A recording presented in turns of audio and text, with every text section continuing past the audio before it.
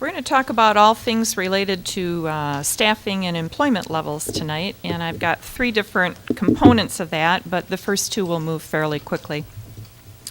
I just wanted to remind you that in your packets you would have received your new personnel complement for fiscal year 2013 through 2014.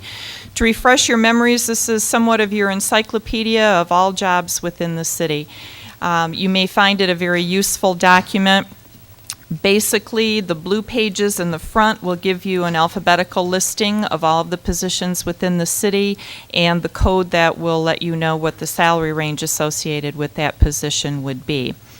The green pages in the middle are those same job titles by department. So you could take a look at what are all of the positions within fiscal services. How many of each of those positions are we authorized to have? What's the pay grade for those positions? And then in the last page of the green section will give you department totals so that you would have an idea of the total number of employees within the city.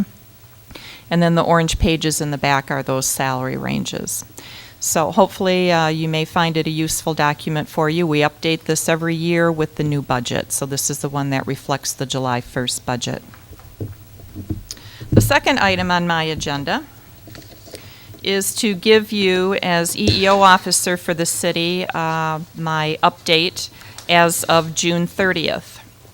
And you have a copy of that report in your packet as well. What this gives you is, as of June 30th, the top line on the recap of EEO reports tells you that we currently have a total of 414 employees, and the minority and female numbers and representative percentages. This report has become of interest because of the declining numbers of minority and female candidates we've had within our police and fire departments.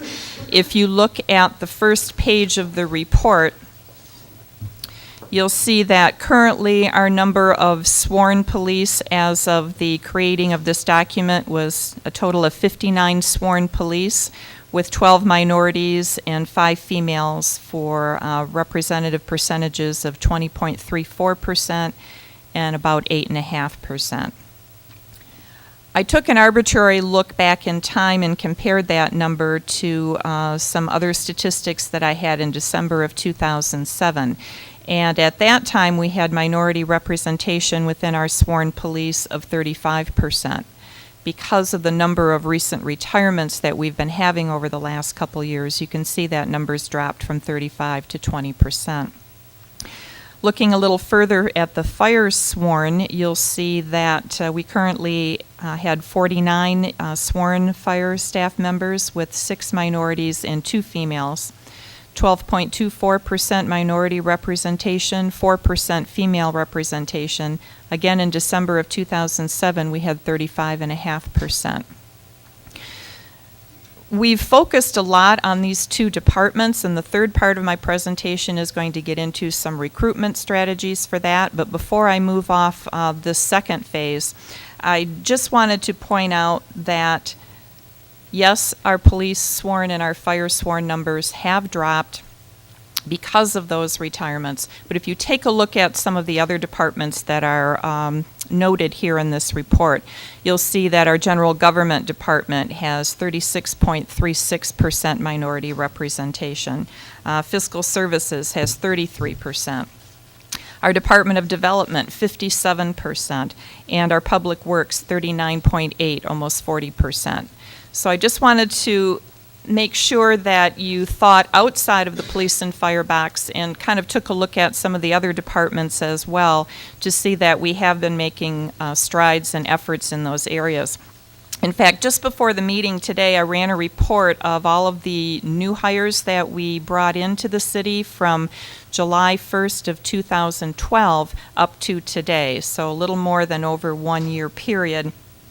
We hired 67 new employees. Some of those were full-time, some were part-time, some were summer temporary over at the Splash Park. But of those 67 employees that we brought on board, 32 or almost 48% of them were minorities.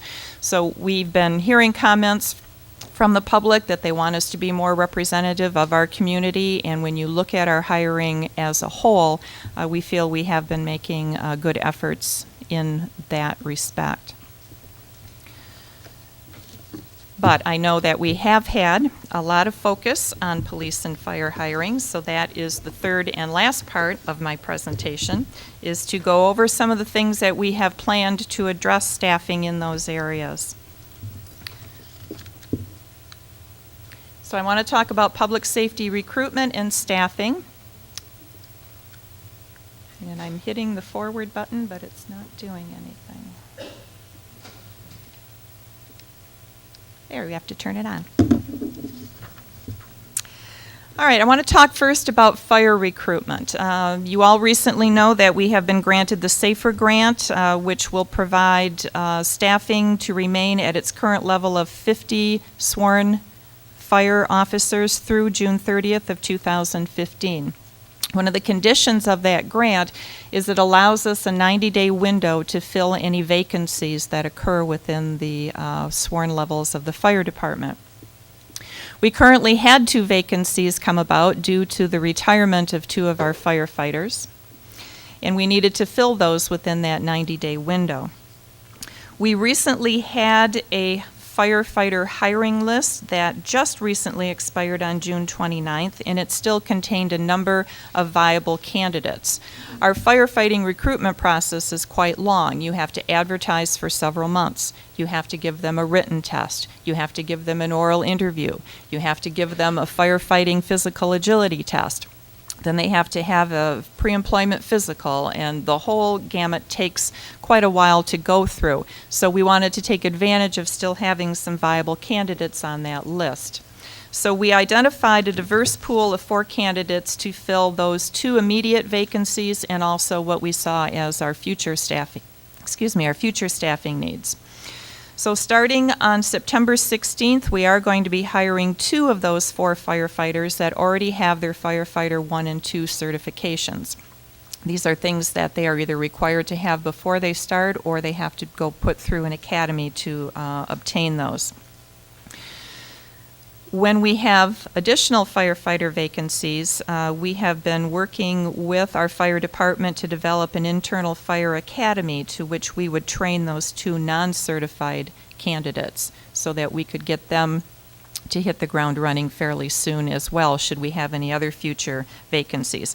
And this would follow the same pattern as what we had been doing with our police academy. When we sponsor a police candidate through Delta College's police academy, they receive a lower hourly wage to offset the cost of that academy. So we've been working with our fire training and safety instructor and with Mr. Ludos to establish a similar fire academy for any hires that we would bring on board.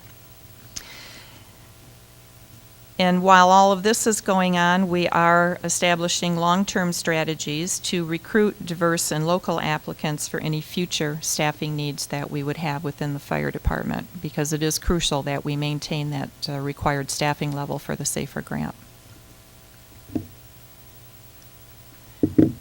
The final area that I'd like to cover is police recruiting. Our current budget will fund only a sworn staff of 55. You've had members of the community come forward and express concern that they didn't like it going down to 55 and they really wanted it to stay at 55 and not drop below that. So we have a number of things that I want to share with you as to our methods of trying to address that. We currently do have a recall list of laid-off officers, but there are only 2 remaining officers on that list. We gave them fairly advance notice that there would be potential layoffs, and so a lot of them did secure employment with other municipalities. And so we only have 2 officers remaining on that layoff list. So we're going to need to be ready to move quickly if we should drop below 55. So we currently are recruiting for police officer candidates. We have 2 simultaneous job postings going on right now, and you have copies of both of those in your packet. The first one is recruiting for certified and certifiable candidates that we would look to after the recall list has been exhausted. These are candidates that are either sworn police officers with a current police department, or they are certifiable in that they have completed a police academy. Also, at the request of some of our community members, that job posting, you'll notice, states that we have a preference for those candidates that have had urban experience, that are used to working in a larger city. Those applications are being accepted through August 29th, the end of this month. Concurrently, we're recruiting for non-certified applicants, and that is a longer recruitment period through November 29th. You have a copy of that job posting in your packet as well. This has a much broader set of qualifications to apply. You need to be 18 years of age. You need to either have a high school diploma or a GED equivalent and be free of felony convictions. What candidates here need to do is contact the Michigan Commission on Law Enforcement Services, or MCOLS, and take their written test, and their physical agility test. And on the back of that job posting, you will see all of the dates and the locations of where they can very easily sign up for and take this set of tests to meet our requirements. If these candidates are selected, they would be the ones that we would sponsor through Delta's Police Academy. And then, as with our fire department candidates, we would continue long-range strategies to recruit local and diversified candidates.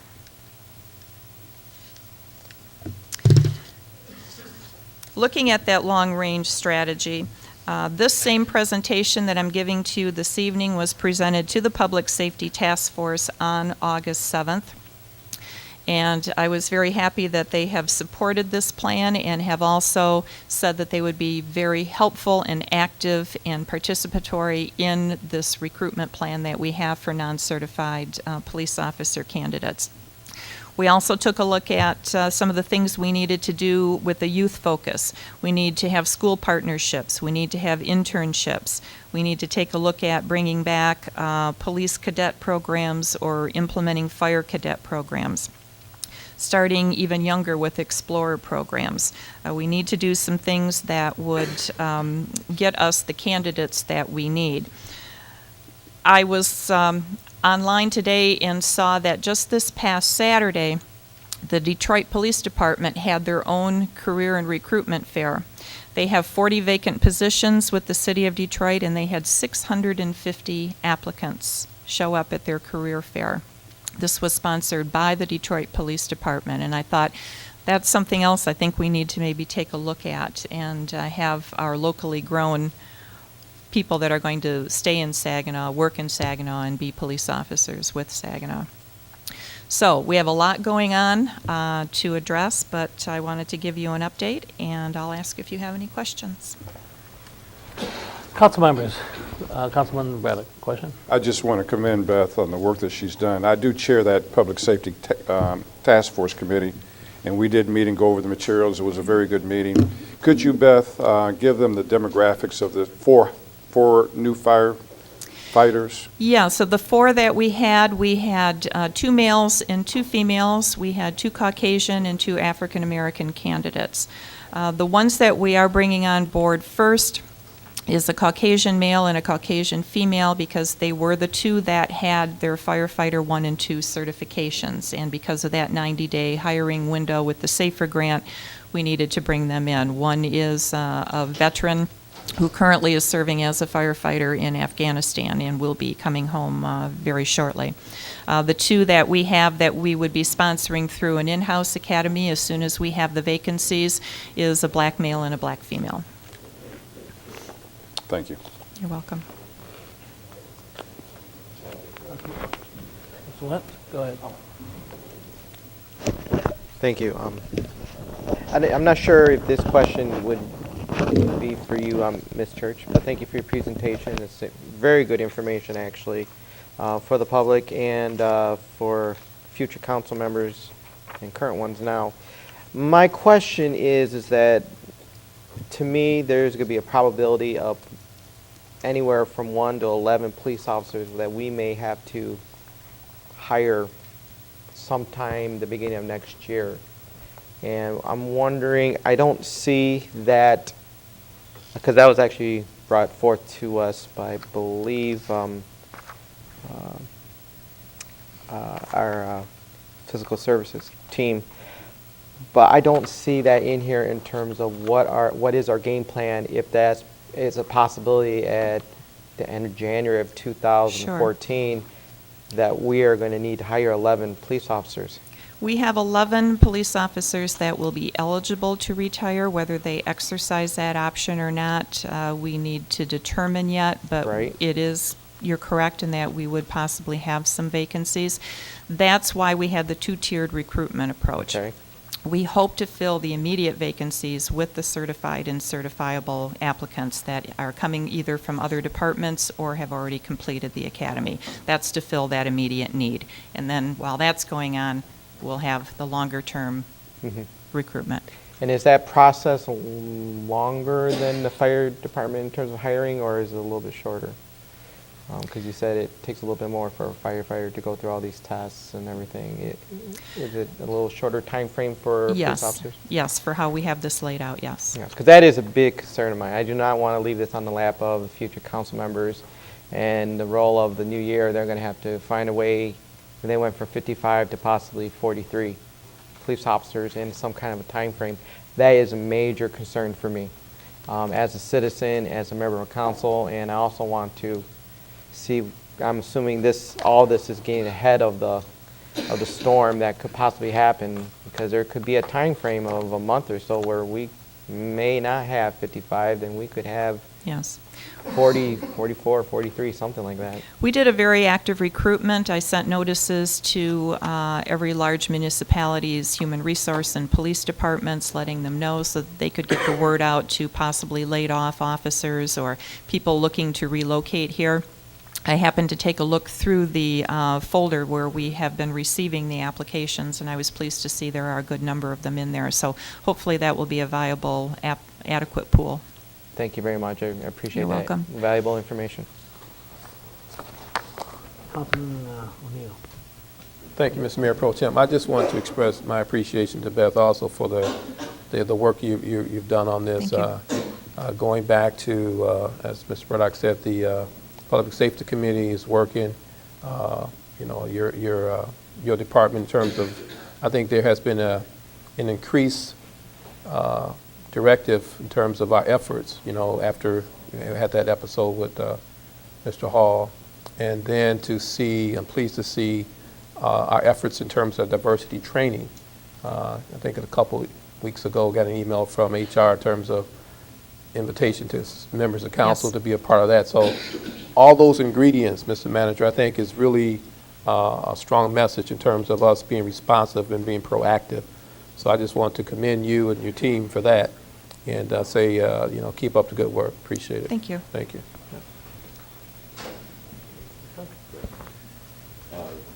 Thank you for the information. You mentioned something they're doing in Detroit. How would we go about doing something similar on a much smaller scale, obviously, but just as important? How would we get our own police department, especially our minority officers, and I'm thinking in particular of, is it Officer Williams? Reg Williams, who is such a great example of a fine man and a fine police officer, involved with, encouraging some of the youth, some of the 18 plus, young men and women to apply or to consider, that. I think we would have very good representation and participation from our police department when we have participated in the past with career fairs that have been at Delta College and at SVSU. Representatives from the police department have always been receptive to going out and spending the day and talking to candidates. Also, members of the Public Safety Task Force had a lot of ideas and a lot of enthusiasm and volunteered to get out there and do what needed to be done and spread the word. So I think as far as both recruiting and in helping organize something like that, I think there's help. Okay. Is there anything underway as far as a plan to have something like that? I just found out about it today. Oh, okay, all right, okay. They just great. had it Saturday, and I didn't even know they were having such a thing until I saw it on M Live today, Okay, so. all right, cool. Thank you. Well, Beth, I circled the one down here towards the bottom, long-range strategy. I can't miss that opportunity because I had no intention of being a Saginaw police officer. But you hired me as a police cadet. And I spent a year and a half as a cadet. And while I was a cadet, I also had to go out to Delta College. The city was gracious and paid for that class for the cadets. But we went to classes, and after you're here a year and a half in the city of Saginaw, you're hooked. And was promoted then to patrolman up for.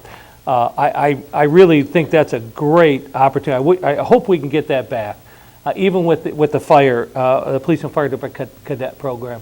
I think that's a wonderful opportunity. It gives them some employment at a minimal wage, opportunities, education. And if I'm not correctly, I think the Michigan State Police just graduated 2 classes of young people that is highly potential that we could draw upon those. So I look for that strategy in the future to really do something with that if we could, because I think that involves the young people and they learn the process. And there was 3 of us that were hired at the time. Both of us have retired. One after a short period of time said, you know what, this is just not for me. And that's a good time. That's a Yes. good time. So wonderful job. We've tried for years and years and years, all the different recruiting possibilities, and this is on it great. So I want to thank you for your report today. Is there any other questions on any of the other reports that she has presented to us? Always a wealth of information. Okay. Thank you, Thank and you. I certainly make note that your plate is overloaded. I'm telling you right now. This is just one of so many. So Right, thank thank you you. Beth, very much. Appreciate it.